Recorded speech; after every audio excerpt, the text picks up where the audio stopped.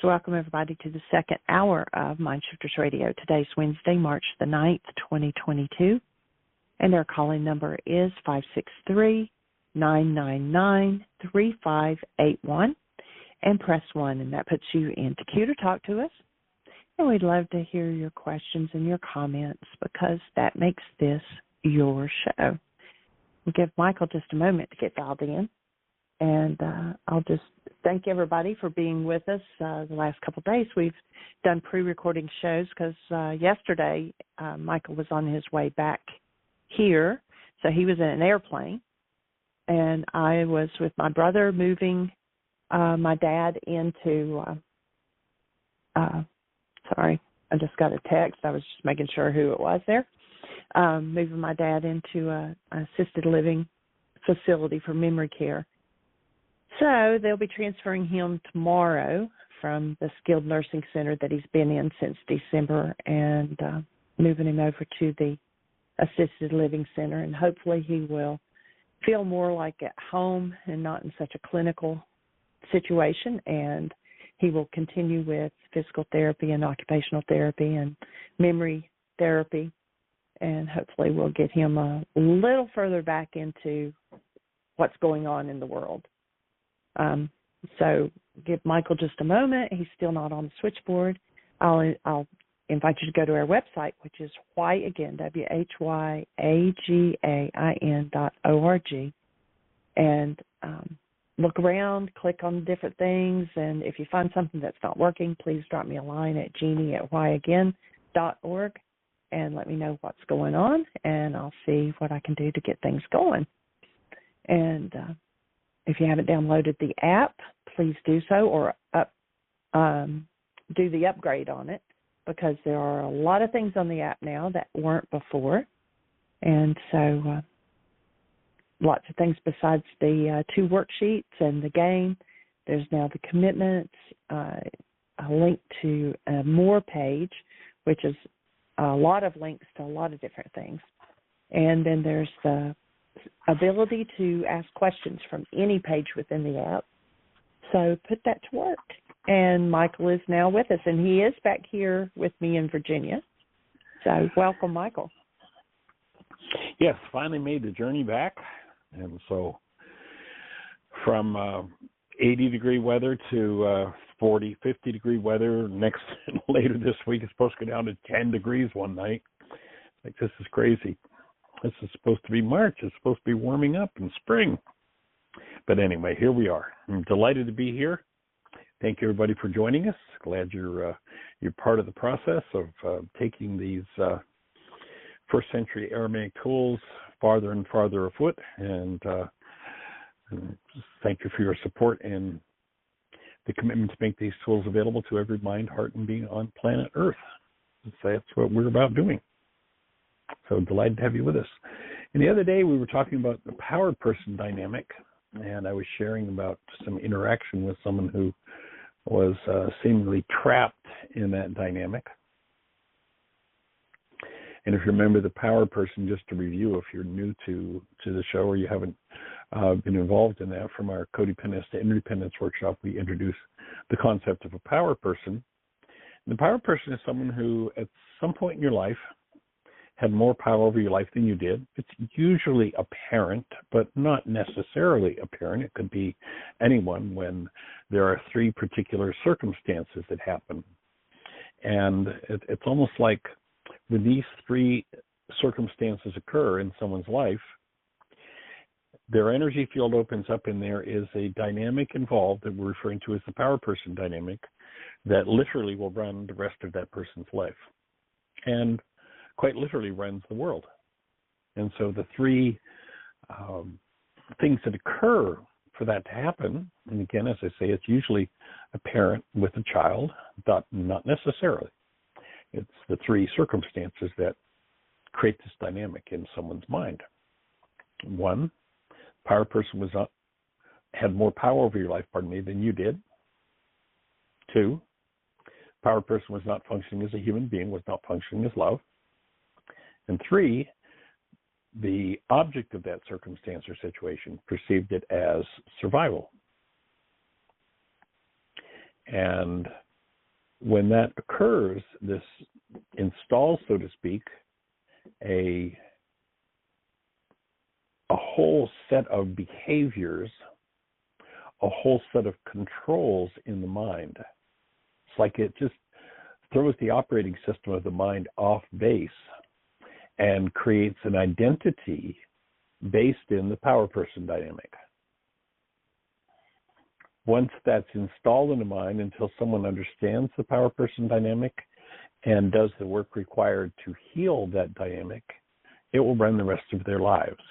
And the main attribute of running someone's life, of someone's life being, run by that dynamic,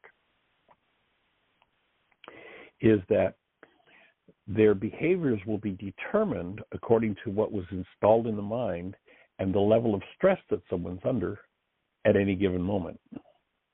And there are three basic behaviors that come from that dynamic. The level of stress that someone's under will determine just behavior is in control. When there's little or no stress, someone will do whatever they did to get along with their power person. When stress starts to build, they'll do what they did to resist and survive, their power person. And when they become ultra stiff, they'll do what their power person did that they hated the most. And I shared the other day that I was working with someone who's been doing this work for a long time and had experienced several occasions where really, miraculous things had happened in their lives, really like major changes that were beneficial and desired. And then in working with them, happened to connect with them when I was in Florida. And they were in a situation where there was some trauma happening and stress was elevated. And while I don't usually do any one-on-one work, I told this person I'd be glad to be available. They were there, I was there, that I would take them through a still point session. And in the past, they'd experienced still point sessions that were literally like mega life-changing, like major life shifts. And they were under stress again. Power person dynamic was up. They were somewhat able to control themselves, but it was there.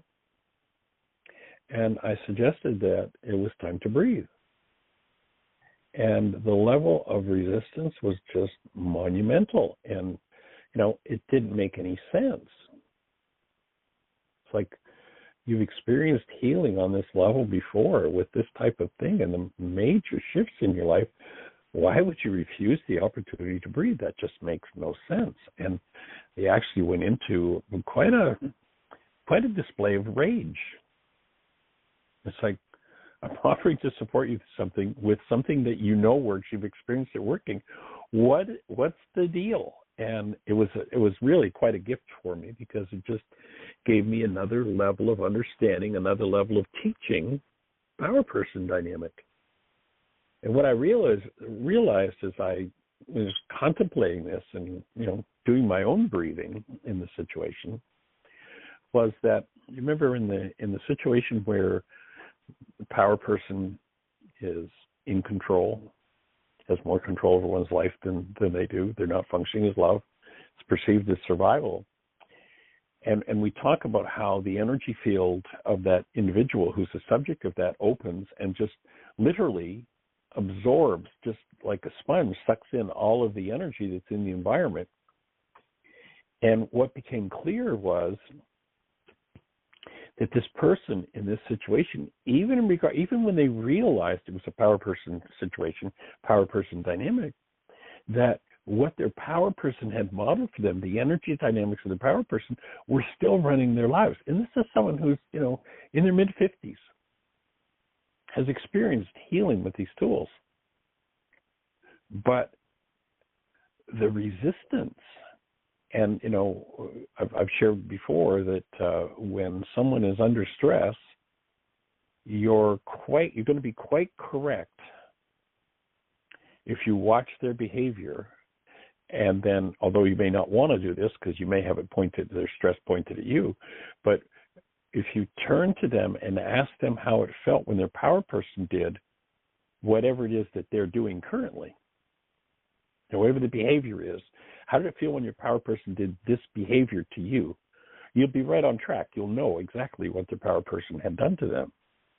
But the refinement that I got, the piece of the puzzle that I got was, so if the power person was resistant to, change, resistant to healing, if the power person, had to be in control, that control dynamic is so profoundly powerful when people think that they can only survive when they're in control. And so each of the dynamics from that power person will tend to be absorbed, and this resistance to being supported, this resistance to being assisted, it's another dynamic absorbed from the power person. So the control, when one tries to control, if you try to run everything, if you're running that dynamic as maybe your power person did, just remember that if you're going to try to run everything, you have to be responsible for everything.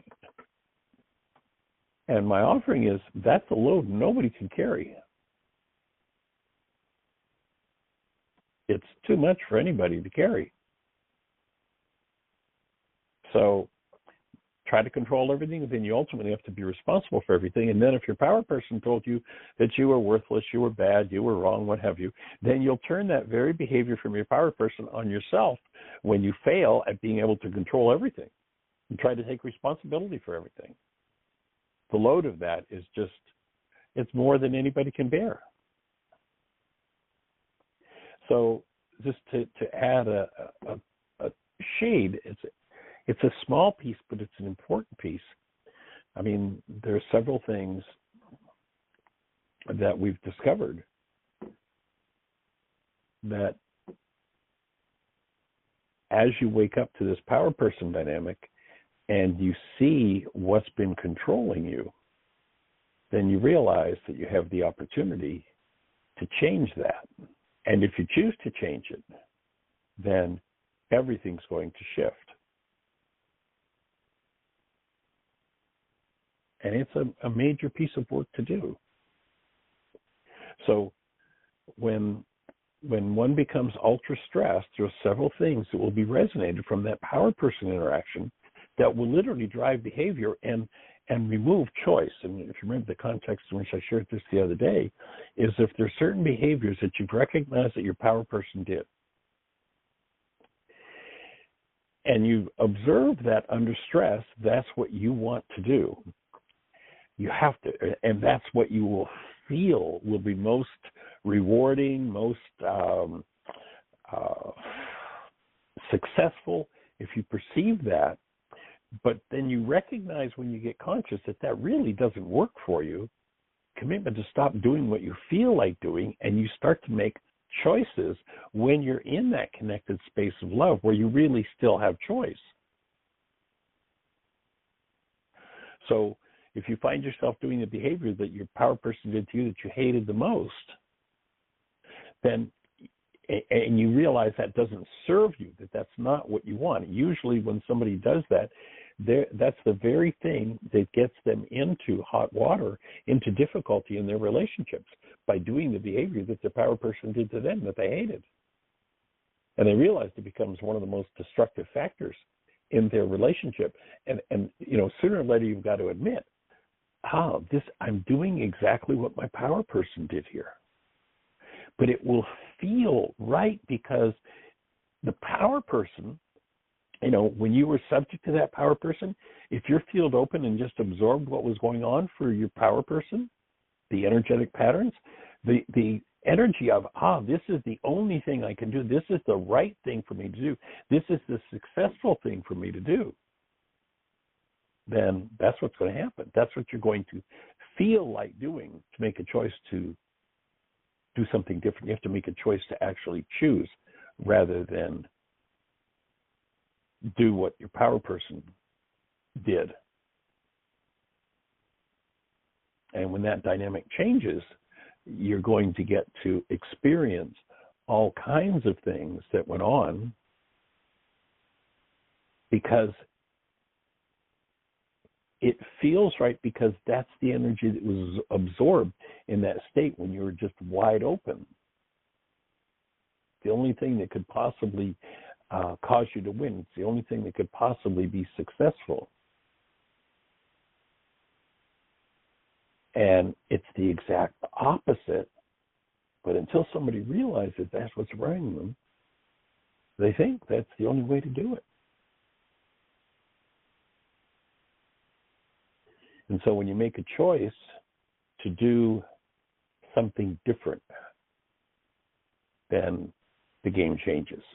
Again, some of the things that will happen when that dynamic is resonating into activity, and remember, it's resonating into activity when one becomes ultra stressed.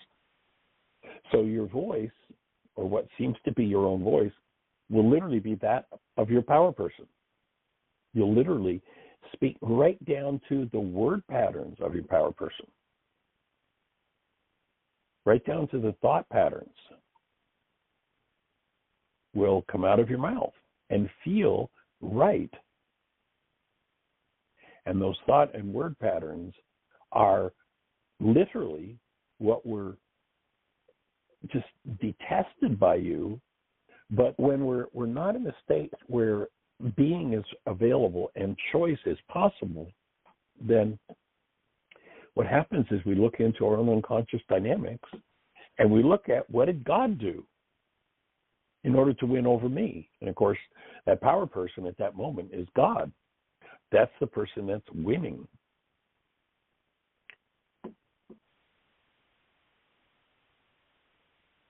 So one looks into their own unconscious dynamics and says, oh, what did they do? And that's exactly what will feel right. Because if God did it and won over me, then if I do it, then I can win over this person that I'm in front of, that I'm experiencing, that I believe is the cause of my stress, although the cause of my stress is internal. Power person was in resistance to truth, and that's what you're going to do in those states.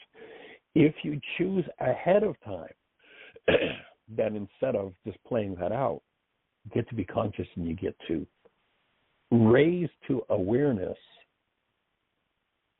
You get to become conscious of the energetic patterns of what the power person did. And since it is usually apparent in a child, it's something that's reinforced over and over and over and over and over and over again.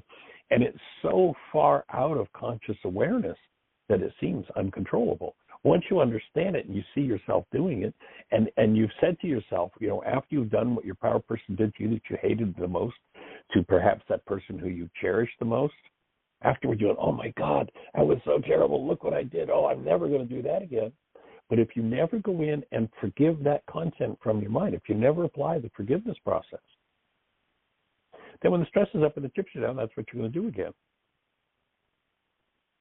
So if your power person was resistant to doing the work that needs to be done, then when that dynamic comes up, you will resist doing the work that needs to be done. So if, imagine that your power person is doing this crazy thing and you say to them, what are you doing? This is just not right. And you give them some sort of correction, and they go into rage and hostility about, how dare you correct me? How dare you say such things? Then watch yourself under stress as you say to the people around you, how dare you correct me? How dare you say such things?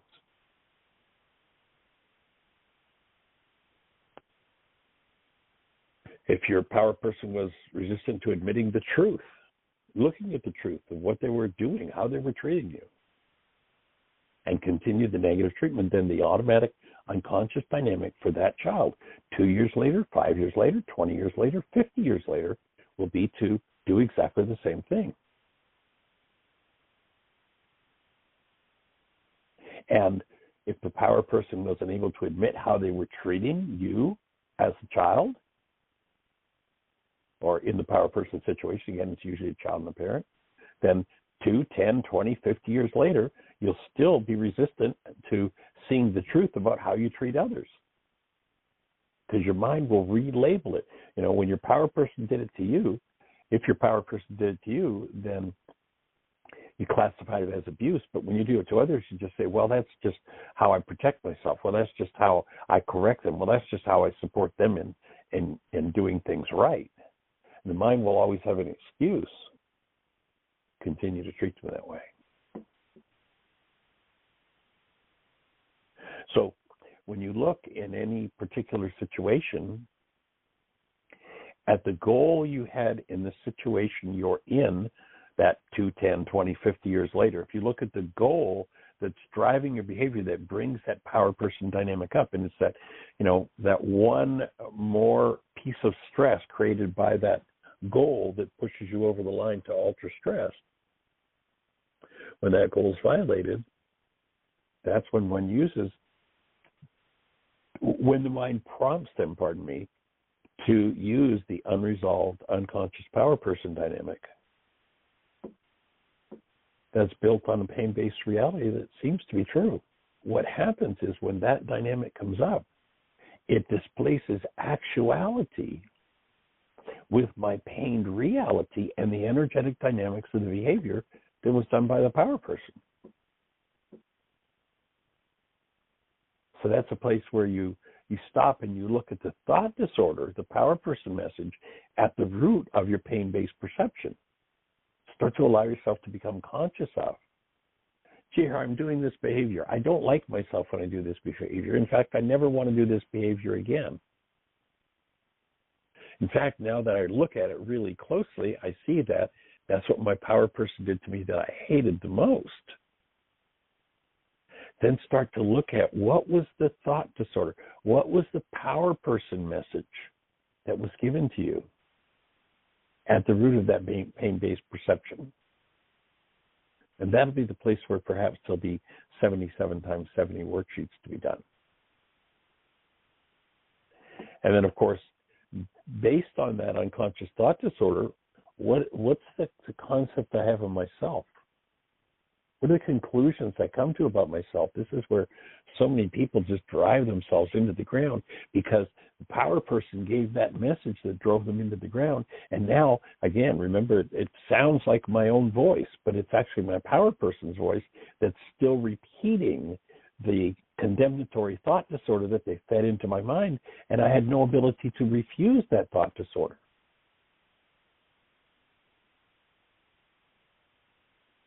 So this is a false construct of the mind that gets between you and the actuality of whatever situation you're in.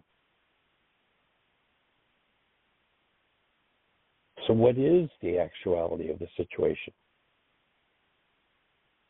And if you were to allow the actuality of the situation in, would it support your healing of those underlying thought disorders? And of course, to tie it into the forgiveness process, look at what goal drives the whole process. I want someone to be there. I want someone to pay attention to me. I want someone to give me what I want. I want them, to be controllable. Whatever the dynamic is, if you look at that goal is the key way through forgiveness into healing that part of the mind.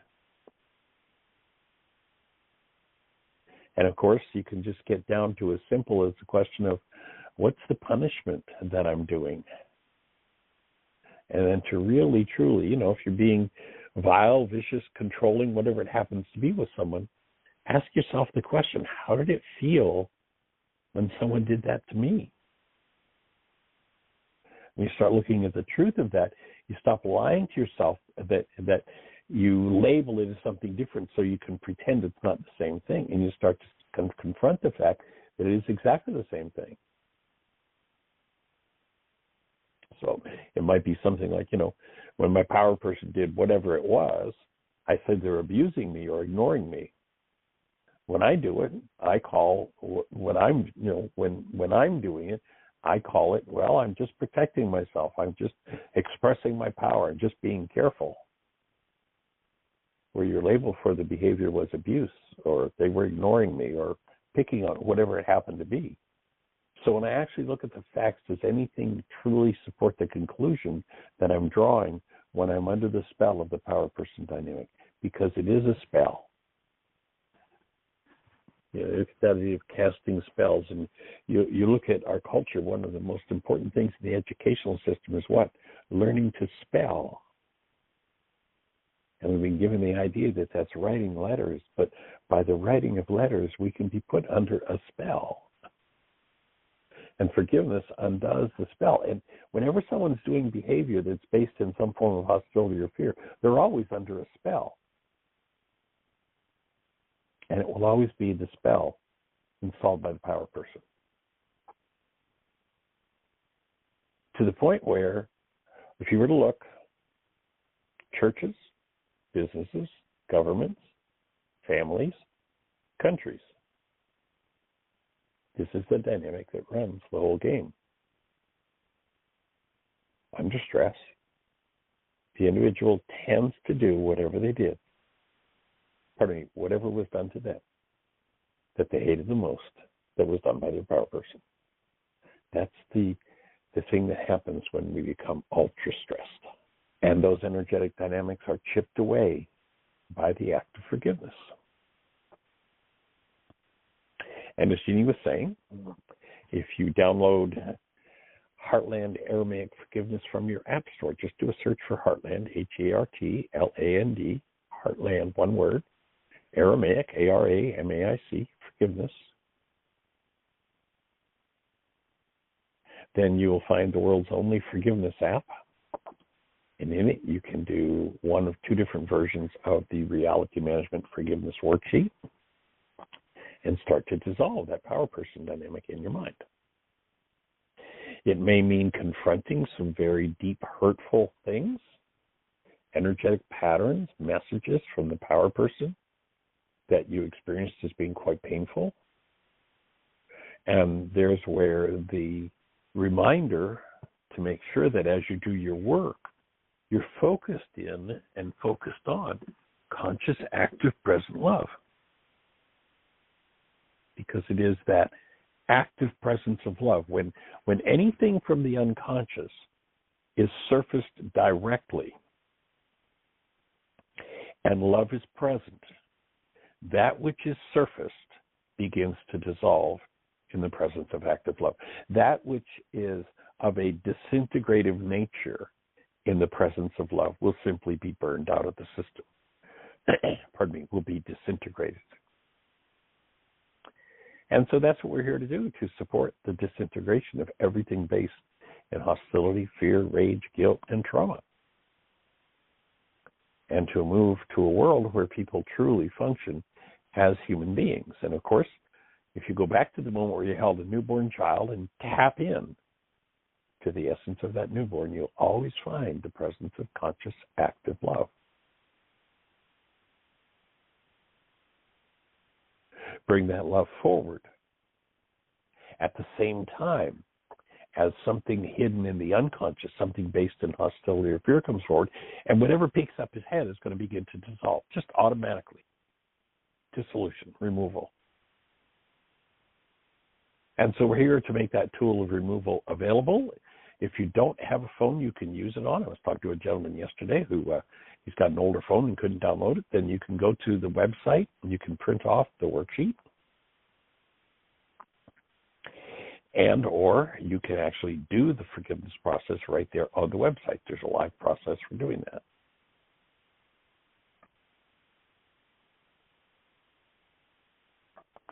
One of the things I realize takes people who are excited about doing forgiveness work out of doing forgiveness. And it always boggles my mind how people get so excited when they first hear about it. But then when they really need to be doing the work, when they are ultra-stressed, power person dynamic of resistance and survival and I don't want to do this tend to come up and control them. It's like, wait a minute, I thought you were going to do this piece of work. Well, yeah, I was, but, I'm busy. Well, I have things on my plate. Well, there are 1,000 well-you-knows.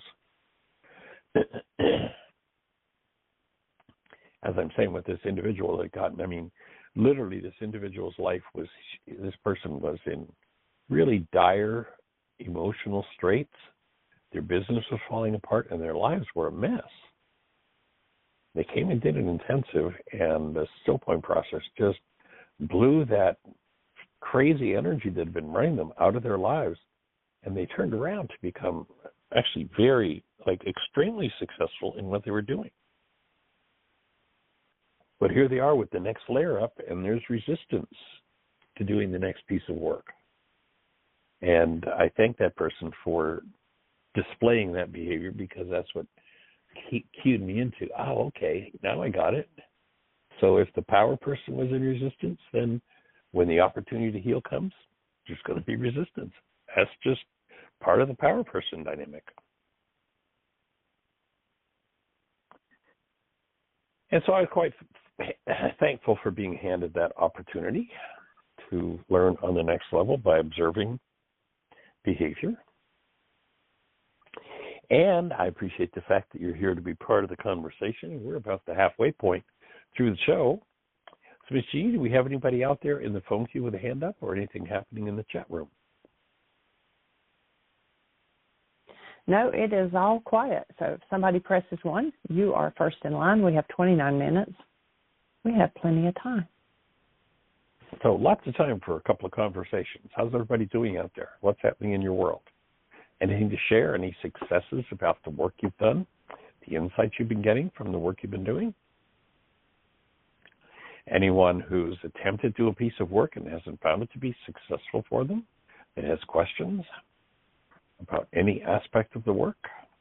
How can we support you? If you're out there in listener land and you're on one of those stations where we can't see you in our control panel, our call-in number is 563-999-3581.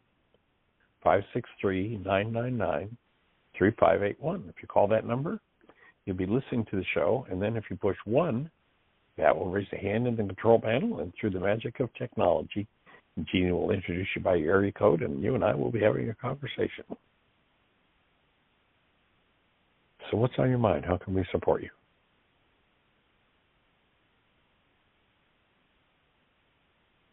Any thoughts for you on those topics, sweetheart?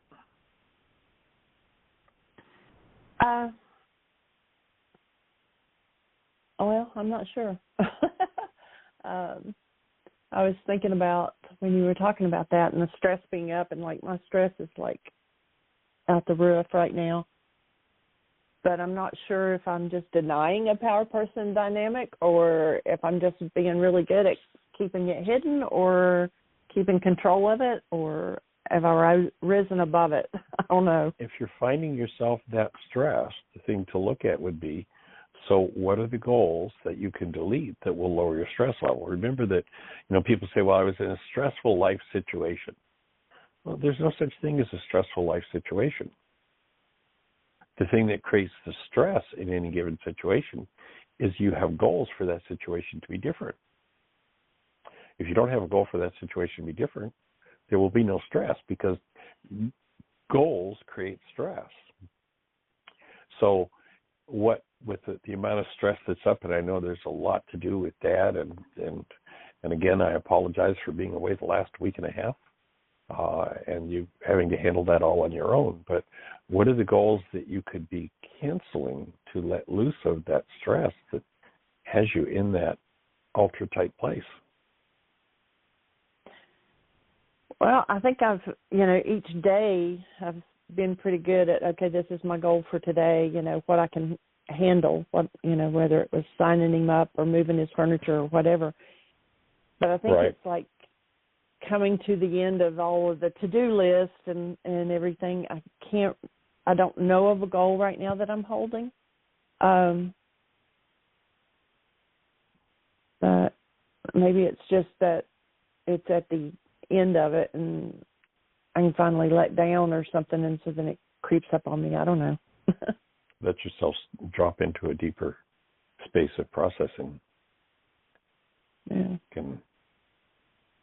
And sometimes, and I know this has never been a drug for you, but one of the most common drug on the planet is that of busy. And you've had lots of goals to keep you busy. As the lack of goals now something that's going to get you out of your busyness, and you're going to have to start to look at some things you maybe have been using the busyness not to look at. Some other things to be faced might surface. And that... that makes sense.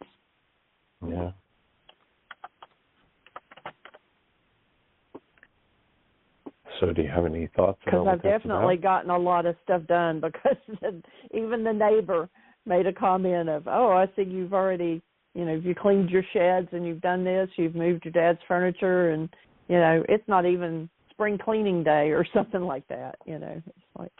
Well, remember when I left, the agreement was that you were going to just be taking care of yourself. And I come back here and you've gone through everything on the property without stop. Yeah, just about.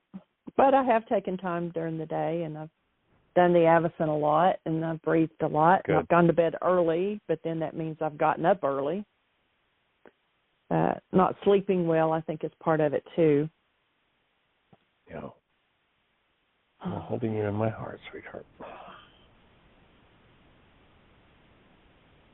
Yeah. And if you're out there in listener land, our call-in number, 563-999-3581. Let's have a conversation. Monologues complete, time for dialogue. If you're out there, now's the opportunity to step up to the plate. What's on your mind? We have a hand up. Oh, great. Let's say hello. 541, I believe. This is Miss Julie. Hi, it is. Hello. Hey there, young lady. Welcome. Hi. Welcome to you, too.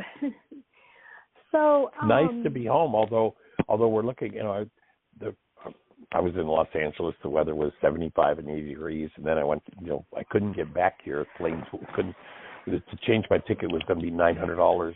It was cheaper to fly to Florida than fly from Florida to here. And it was 75 there, and we're looking at 10 degrees down one night and the next week. It's the coldest it's been this whole winter. Like, wait a minute, this is March. I know, it's really strange. It's pretty strange, it is. Yeah. It is what it is. I'm thinking more and more, I'm really seeing how our minds create an immediate reality, and of course joined minds. And so, anyway, I don't know. I've been noticing integrity in little lessons that I already shared this once, I think.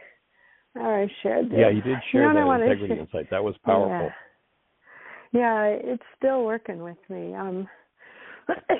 My relationship with my boyfriend's much better now, and so I was noticing the other day, I have kind of a big load of goals this week to accomplish some things.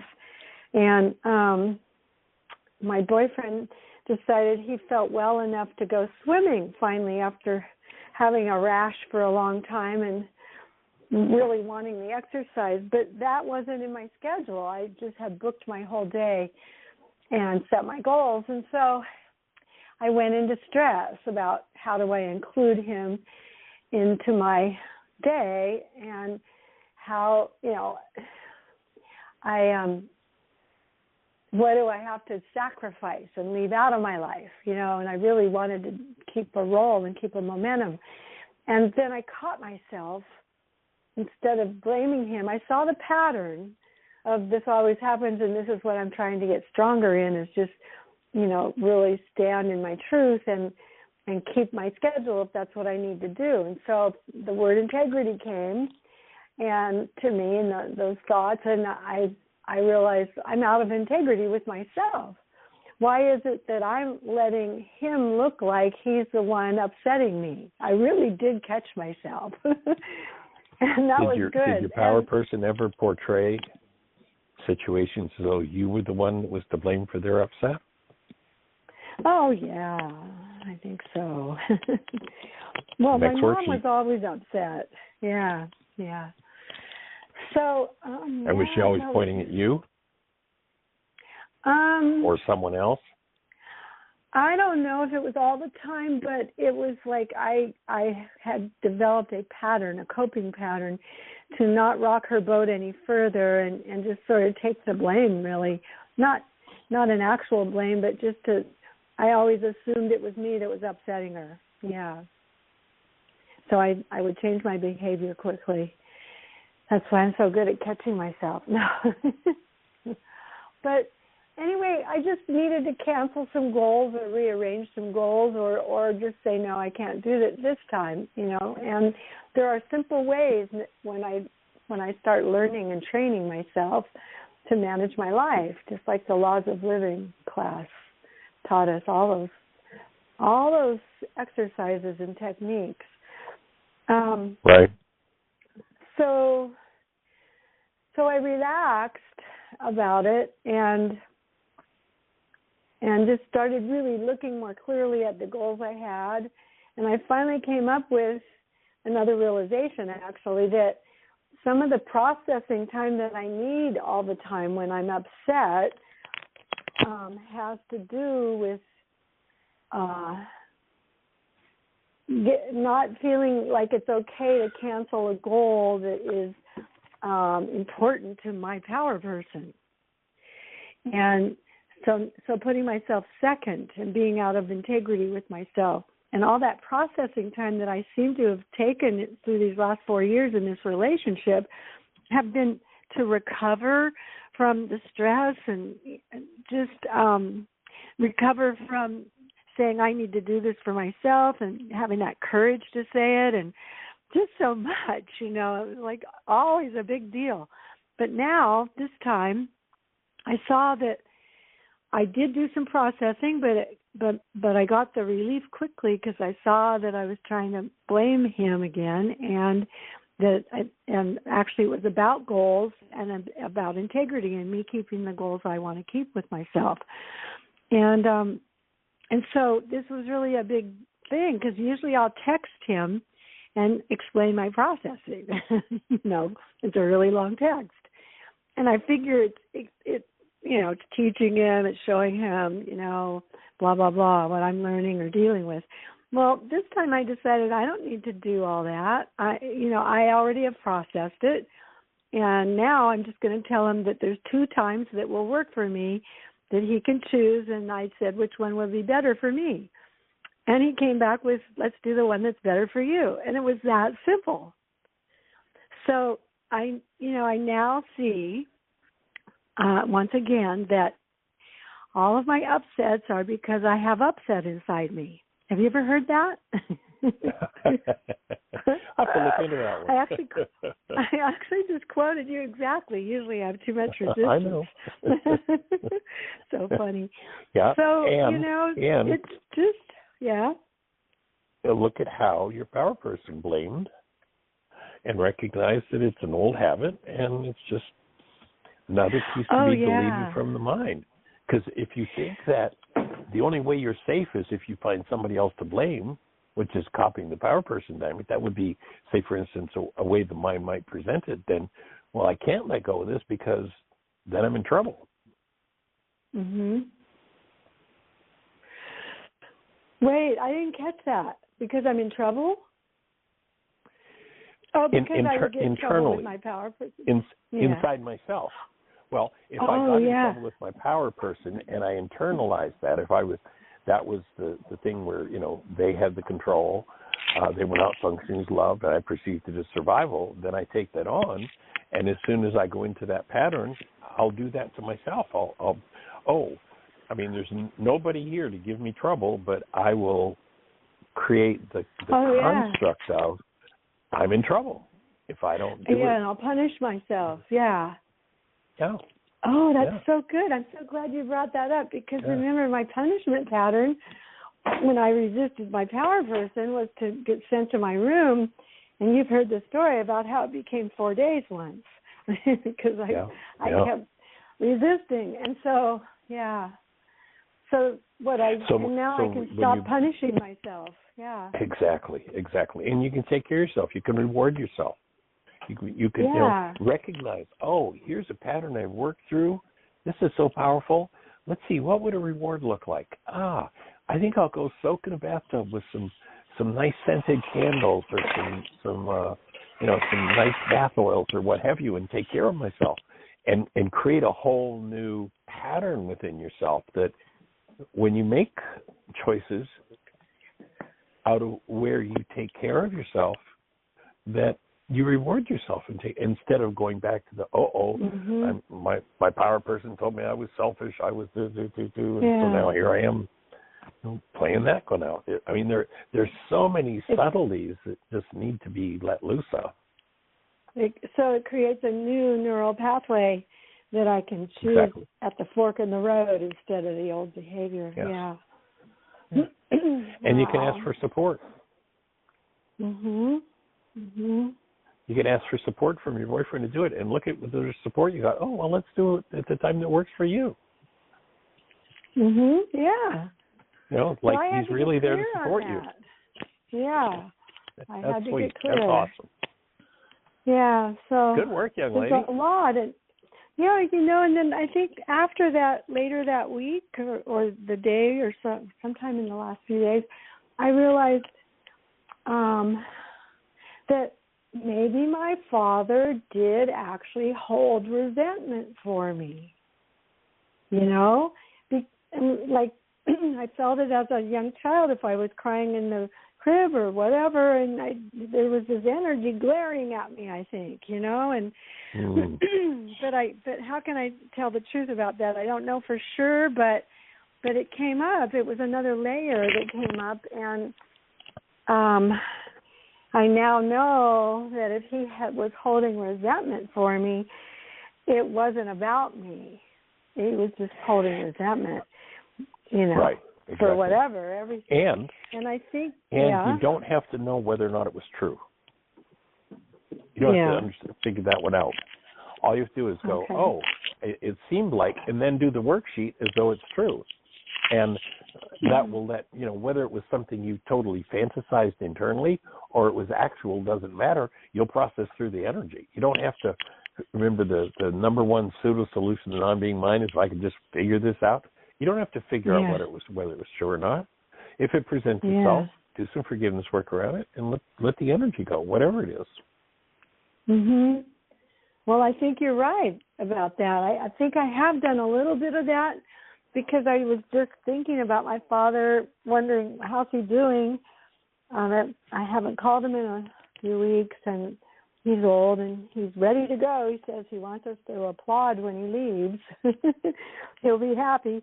But I was sensing, well, you know, maybe he and I have completed our relationship issues. Maybe there aren't any anymore. And then maybe he's actually done some work on his resentment over the years too, you know, because he's made an effort to actually tell me, I really love you and don't worry, I'm really glad the way everything turned out. Everything turned out just fine, and I'm not upset or holding any, you know, grudges or grievances. He didn't use those words, but that was what he wanted to get across to me in case he died the next day, you know. Awesome. So I know. So that's kind of done, I think, and he may be moving on soon. I'm going to look at how I might release him too. Maybe I have a few little stray strands of holding on. Wow, this is weird. I'm talking about my father. Oh, go ahead. It might be, it's really quite shocking that you end up talking about your father when you're processing stuff around your boyfriend. I can't imagine why that would be. Oh, yeah. We were on that subject. I forgot. Oh, my gosh. And so I did almost let go of him. Yeah, it might be a nice gift to give yourself and to give your dad, to offer some acknowledgement to your dad. Yeah. Give him that gift, that maybe the reciprocal one to the one he just gave you. Yeah. Yeah, it's nice that you still got the opportunity. Yeah. Yeah, I look back and my dad left about, 45 years ago. And there's so many things, since, you know, it was just about the time I was starting to do this work, so I never really got to share any of it with him. And I mean, it would be awesome to have him alive and be able to share some of this stuff. I think he'd be so delighted and excited, but didn't get the opportunity. And, you know, he's there. Communicate with him. Who knows? Yeah, it might be a really good, you know, an opening or something, a softening for him. it's yeah, I think I do feel up to that. I feel up to having a nice phone call with him. So awesome. Well, but you know why I said, oh, this is so weird that I'm talking about my dad, was because Jeannie was talking about her dad. And I thought, right. oh, there must be some resonance. I wonder how she's doing right now. But well, ask her. it may have nothing to do about me, but I just give her my love. And, hi, Jeannie. Hey, how are you? So, I'm doing really well. As you know, there's it's been really stressful. Like, we've done shows the last couple of days because I've finally Dad got assessed and approved to go into this one facility, and so I had to go sign papers and get all that stuff finalized, and then we had to move his furniture and stuff yesterday because it's basically an empty apartment and we have to furnish it. And then tomorrow they're going to actually physically transfer him from the staffed facility to what's potentially going to be the long-term care facility that he stays at. And I mean, it's just been so busy, so many things to do. And like Michael was talking about, I've cleaned out 2 sheds. I've cleaned out the pantry. I've straightened up an office and then moved all of Dad's stuff out. So I've just stayed super busy. And today I just feel so drained. It's after the radio show, I'm going to go visit Dad because I didn't see him yesterday because we were so busy moving furniture. And so emotionally as well as physically, it has been draining, but I feel like I'm at a good completion point. I've done about all I can do, and I've said about all I can say, and from this point forward, I guess I'm just, just hold the space. That's all I can do. Yeah, hold his hand. He'll feel it. It's hard. My boyfriend's mom died recently too, and she had Alzheimer's and all that, and the fading of a person. I don't even know how to describe it in words, really. Yeah, it is like they slowly go away each day. And I imagine, I project and imagine. What are they experiencing? Are they still there and aware, but they can't communicate? Are they frustrated, or are they, I empathize. Yeah. And I guess, you can't figure that out, and you can just be that space. Right. Wonderful space. Yeah. Well, so Jeannie, I'll be sending you blessings. Thank you. Yeah. Yes, Mike. And just listening, Jeannie, to your words there, you might want to do some worksheets around wanting Dad to stay rather than fade out like that.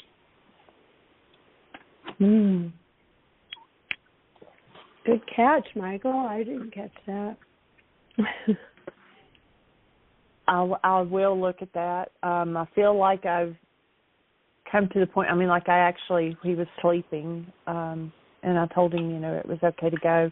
I've done the release process. I feel like I think if he were cognitive enough to actually see himself, he wouldn't want to be in the position he's in. Yeah. Yeah. Yeah, that came up a lot for my boyfriend's mom. How he felt about his mom. Right. He said she wasn't her anymore. It wasn't really her anymore. That's how he dealt with it. But we know that there's an eternal soul and being there somewhere in a body that's not operating fully. Right. Yeah. So, but I think what Michael said he heard you say is that you don't want to see your father like that. So that, that's the part that I would work on if it were me. What I don't want to see, what I imagine is what I'm going to see, what I'm afraid of seeing, that kind of thing again. Oh, look at you. Right. Sorry, Jeannie. I might be wrong, but that's what's coming up for me. Thank you. Well, you're welcome. I should go. Maybe somebody else is there to speak. Is anyone on the line? All right, nobody has a hand up. Oh, okay. Okay, well, maybe I'll bring up something that's going on in me. I have a tightness in my chest. Okay. I feel like I'm working too hard. I've got a lot of goals to accomplish and deadlines that I might have to cancel them or change them slightly. Trying to get out of a storage unit so someone else can use it, and which means I have to get rid of stuff fast.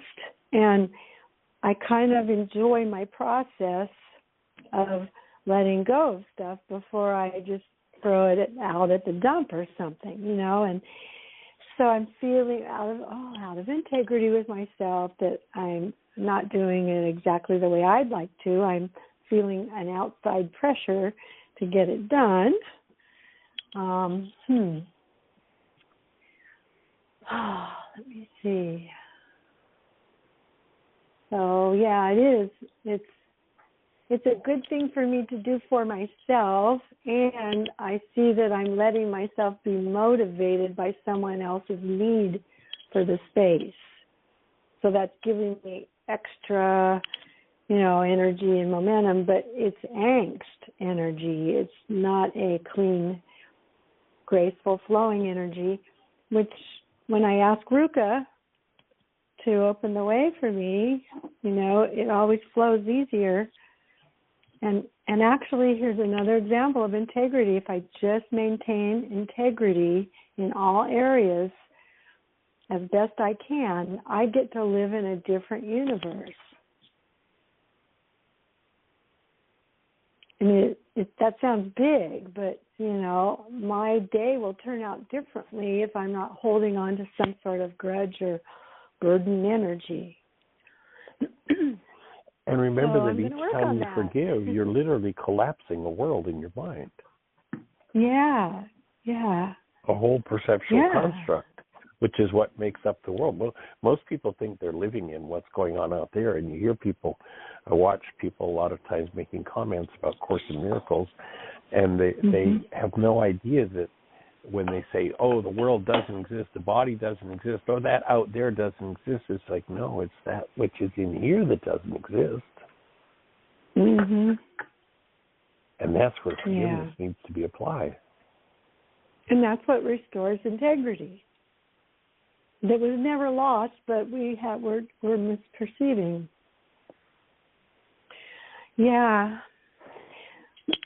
When you were talking earlier today in your monologue, Michael, I was thinking of Putin and how if he only had these tools, and I hear a lot of people with a variety of comments about the situation, and some of them are saying we have to pray for Putin, and others take offense to that. What do you mean we have to pray for him? He's a tyrant. He's the worst. And you can tell they're blaming Putin for everything. And then praying for him is not forgiveness. That's making it outside of ourselves again. Well, and remember the definition of prayer, once again from the Aramaic, is quite literally to set a trap for God. When you realize that the Creator is love and you align yourself properly, you become the place that captures and brings active love into the world. That's actual prayer. And yes, don't we all need that? The petitioning is a different process than prayer, although it's for most people been lost. And we're down to just the last few seconds, I just realized. So we'll hold the space for you to have the best year yet of your eternal life, young lady. Thanks for sharing with us. Blessings. Bye-bye.